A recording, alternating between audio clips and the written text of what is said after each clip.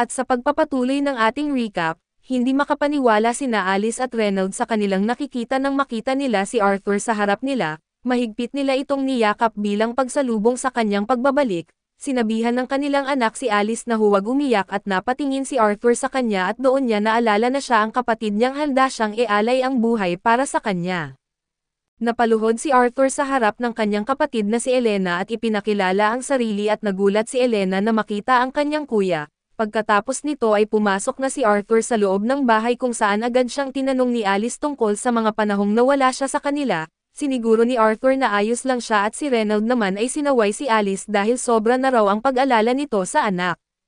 Samantala ay nagselos si Eleanor sa atensyon na natatanggap ni Arthur mula sa kanilang mga magulang, pero sinabi ni Alice sa kanya na makipagkaibigan siya kay Arthur dahil siya ang kuya na lagi nilang ikinukwento at sinabi ni Arthur na matagal na talaga niyang gustong makilala si Eleanor. Bigla namang tumalon sa mga braso ni Eleanor ang baby dragon na si Sylvia. Nang kumalma na ang lahat ay ikinwento ni Arthur sa pamilya niya ang buong detalye ng mga nangyari mula nang mahiwalay siya sa kanila, ngunit hindi niya sinabi ang tungkol kay Sylvia dahil hindi niya alam kung paano sila tutugan. Sabi niya na lang na nakaligtas siya sa pagbagsak dahil sa plot armor. Ikinwento niya kung paano niya nailigtas si Tess at kung paano siya nanirahan sa Elven Kingdom ng ilang taon, na patuloy na nagsanay at nagpagamot para sa kanyang sakit.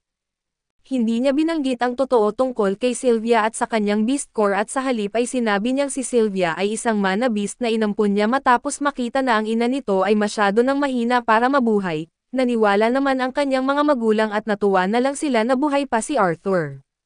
Bigla namang nagtanong si Reynolds kung anong antas na ang monor ni Arthur ngayon at sinasaway siya ni Alice. Sinabing huwag munang pag-usapan ang mga bagay na yan dahil karating lang ng anak nila. Binalik ni Arthur ang tanong at tinanong kung ano na ang trabaho ni Reynolds ngayon at proud na sinabi ni Reynolds na isa na siyang security instructor sa isang kilalang auction house. Ikinwento rin ni Reynolds na 2 taon na ang nakalipas mula nang maging dark orange ang kulay ng kanyang monor na nasa kalagitnaan ng power scale. Humanga si Arthur at naisip niyang pinaghirapan talaga ng kanyang ama ang narating nito, pero si Arthur mismo ay nasa light red na antas na isang level na lang ang pagitan mula sa dark orange stage. Natatarante si Reynolds dahil malapit nang malalamangan siya ng sariling anak kaya't hinamon niya ito sa isang sparring para makita kung gaano na ito kalakas. Sinaway naman siya ni Alice dahil karating lang ng anak nila at biglang may ilang tao ang pumasok sa bahay nila. Tinanong ng lalaking si Vincent si Reynolds kung totoo raw bang buhay pa ang anak niya. Naisip ni Arthur, sino ba tong lalaking to at ipinaliwanag ni Reynolds na si Vincent ang may-ari ng auction house na pinagtatrabahuhan niya, at ang bahay na tinitirhan nila ay pag-aari rin nito.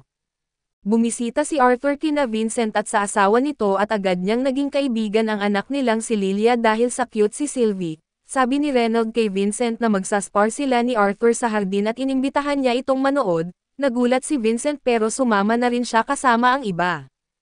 Hindi siya makapaniwalang nasa light red na antas ang monor ni Arthur, pero sabi ni Alice ay mabilis matuto ang anak niya at wala siyang dahilan para magsinungaling at hirap pa ring paniwalaan ni Vincent dahil kahit ang pinakamahusay na mga estudyante sa pinaka-elite na training schools ay umaabot sa light red stage sa edad na 13, pero si Arthur ay 8 taong gulang pa lang. Samantala ay natapos na ang pag-warm up ni na Arthur at Reynolds at sabay silang sumugod sa isa't isa. Nablock ni Arthur ang mga atake ni Reynolds at agad siyang gumanti at nablock din ni Reynolds ang counterattack ni Arthur at sinabihan siyang kailangan pa niya ng dagdag na pagsasanay. Pero nagulat si Reynolds nang biglang gamitin ni Arthur ang mga teknik na natutunan niya kay Vian at napaatras si Reynolds at humanga sa anak. Pero sinabi rin niyang hindi na ito makakahanap ng panibagong pagkakataon para makatira ulit dahil magiging seryoso na siya. Inilaan ni Reynolds ang mana sa kamao niya at naging apoy ito na ikinagulat ito ni Arthur at alam niya na sa mundong ito, ang lahat ng mana user ay ipinapanganak na may partikular na elemento na para sa mga conjurer, madali lang tukuyin at gamitin ang elementong ito. Pero para sa mga augmenter tulad ni Reynolds ay kailangan ng mahabang ensayo at malalim na pagkaunawa para marating ang ganitong antas. Biglang binalot ni Reynolds ang buong katawan niya ng flame mana at sumugod kay Arthur. Pinilit lang ni Arthur na i-block ang mga atake habang napaatras siya. Naisip niya na sa nakaraan niyang buhay ay mayroon siyang kapangyarihang tinatawag na Kai na halos kapareho ng mana. Pero ang mga Kai Master ay pwedeng pumili ng elementong gusto nilang gamitin at habang lumalaban kay Reynolds, Naisip ni Arthur na ipinanganak siya sa buhay na ito na walang partikular na elemento na nangangahulugang kaya niyang gamitin ang lahat. Dahil sa pagsasanay niya sa nakaraang buhay at sa buhay na ito at naniwala siyang may kakayahan siyang talunin si Reynold, inilagay niya ulit ang mana sa kanyang mga kamao at nagsimulang lumiwanag ito ng gintong liwanag na ikinagulat ng lahat. Sumugod siya kay Reynold at hinaharangan ang umaapoy nitong kamao gamit ang gintong aura mula sa sarili niyang mga kamay. Sa pagbangga ng kanilang lakas ay nagkaroon ng malakas na shockwave na tumulak sa kanilang dalawa paatras at pagkatapos noon, naging mas agresibo si Reynold at tumamal ng isang solid na suntok kay Arthur habang muling sumusugod si Arthur. Naalala niya kung paano niya ginamit ang kakayahan niya sakay noong nagsasanay siya kay Vian at dahil dito ay lalo siyang gumaling. Agad niyang na-master ang fire element at dahil doon ay nagdesisyon ang matandang elf na itaas palalo ang antas ng kanyang pagsasanay. Muling pinalabas ni Arthur ang gintong aura at bigla niya itong ginawang kidlat. Ang mga bolt ng kidlat na lumalabas sa katawan niya ay nagsunog sa damuhan at napatingin na lang si Reynold sa kanya na tila nawalan ng boses at hindi siya makapaniwala na na-master na ni Arthur ang mas mataas na anyo ng fire magic. Sabi ni Arthur na masyado pang maaga para magulat dahil marami pa siyang ipapakita. Bigla niyang ginamit ang water magic at pinakilos ang tubig mula sa fountain para umatake kay Reynold at nabigla ang lahat nang makita siyang gumagamit ng dalawang klase ng magic ng sabay, at muntik nang tamaan si Reynold ng water attack mula sa likuran niya. Pagkatapos noon ay agad pinigil ni Arthur ang kanyang mga atake at niyakap siya ni Reynold. Sabi nito ay sobrang proud siya sa anak niya at tinanong kung kailan niya natutunan ang ganong klase ng magic. Sagot ni Arthur na kamakailan lang niya natutunan iyon pero hindi pa niya gaanong kontrolado ang tubig. Habang parang normal lang ito para kina Alice at Elena at parehong nagulat sina Vincent at ang asawa niya at para sa kanila ay isa talagang henyo si Arthur at pagkatapos nito, bumalik na silang lahat sa loob ng bahay at naupo sa hapagkainan ay sabi ni Vincent kay Reynold na maliwanag ang magiging kinabukasan ng anak niya. Sumang-ayon si Reynold at sinabi na alam na niya iyon mula pa noong 3 taong gulang si Arthur at na-activate ang monor niya na muntik nang wasakin ang bahay nila sa proseso. Nagulat si Vincent sa narinig at habang tumatawa si Reynold sa sobrang tuwa, bigla siyang natamba kasama ang upuan niya.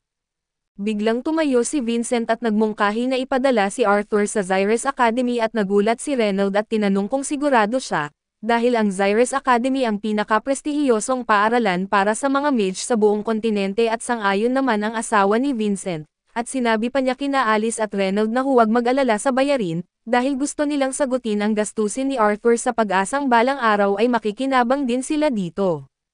Kinabahan si Alice nang marinig ang alok, at binanggit niyang hindi pa nga nila alam kung tatanggapin ng Academy ang anak nila pero may kumpiyansang sagot si Vincent. Kilala raw niya ang mismong direktor ng Academy at kaya niyang gumawa ng paraan. Biglang nagsalita si Arthur at binanggit na dahil siya ang pinakaapektado sa usaping ito at dapat lang na may salita rin siya tungkol dito. Sabi niya ay kakabalik pa lang niya sa piling ng pamilya niya at ayaw pa niyang mawalay agad sa kanila, naiintindihan naman ni Vincent ang dahilan niya. Nagpaalam na si Arthur at sinabing napagod siya sa sparring match, at pumasok na sa loob ng bahay pero sinundan siya ni Lilia na simula pa lang nang makita ang kapangyarihan ni Arthur ay nahulog na ang loob sa kanya. Binanggit ni Lilia na mali ang direksyon ng lakad niya at inalok siyang samahan siya para dalhin sa mas magandang lugar. Dinala niya si Arthur sa kusina sa basement na kung saan masigla siyang nakikipagkwentuhan sa mga kasambahay at inutusan silang maghanda ng masasarap na putahe na may karne. Pinayuhan siya ng matandang kasambahay na bantayan ang kanyang pagkain dahil tila tumataba siya nitong mga nakaraan, pero agad siyang sumagot ng masungit at sinabing huwag pag-usapan ang timbang niya. Nagulat si Arthur na makita ang ganitong ugali ni Lilia dahil tahimik lang ito kanina at ipinaliwanag naman ng isa sa mga katulong na palagi raw talagang bumababa si Lilia sa kusina kapag stress siya. Dito siya kumakain para gumagaan ang pakiramdam at naging curious si Arthur tungkol sa sinabi ng kasambahay, kaya ipinaliwanag nito na si Lilia at ang mga magulang niya ay gusto siyang maging isang mage at dahil doon ay mabigat ang pressure sa kanya. Kinagabihan ay dumalaw sina Alice at Reynold sa kwarto ni Arthur para makipag-usap pa, binanggit nila na labis silang natutuwa na nakabalik siya sa kanila at idagdag pa na sobrang proud sila sa kanya, naniniwala silang magiging isang dakilang mage siya balang araw. Gusto sanang sabihin ni Arthur ang isang bagay tungkol doon pero pinutol siya ng dalawa at binanggit na bukas na lang nila itutuloy ang usapan, nagpaalam sila ng good night at pinatulog na si Arthur. Kinabukasan ay agad tumakbo si Arthur sa sala pagkagising dahil may mga dumating na bisita, ang mga dating kasamahan ng kanyang mga magulang sa adventurer party. Labis ang tuwa ng grupo na makita siyang muli. Yumayakap ng sobrang higpit sa kanya si Angela na parang nanay niya hanggang sa halos hindi na siya makahinga. Nag-high five naman sila ng tank na si Dirk at si Adam at Helen ay nagsimula na namang magtalo kahit pa welcome back ang usapan, habang si Jasmine ay biglang hinalughog si Arthur na parang walang dahilan kundi gusto lang siyang hawakan. Pagkatapos ay niyakap siya ni Jasmine at humingi ng tawad at binanggit na kasalanan daw niya ang lahat. Matapos ang emosyonal na muling pagkikita ay nagsimulang ikwento ng party kay Arthur ang mga bagong misyon nila na ginanap sa malalayong lugar, habang patuloy pa rin silang nagtatalo sa maliliit na bagay gaya ng dati. Habang nakikinig si Arthur ay napagtanto niya na napakarami pa pala niyang hindi alam tungkol sa mundong ito, at ang pagiging adventurer ay isang magandang paraan para matutunan ang mga iyon pero habang tinitingnan niya ang pamilya niya, naisip niyang hindi pa siya handang mawalay ulit sa kanila.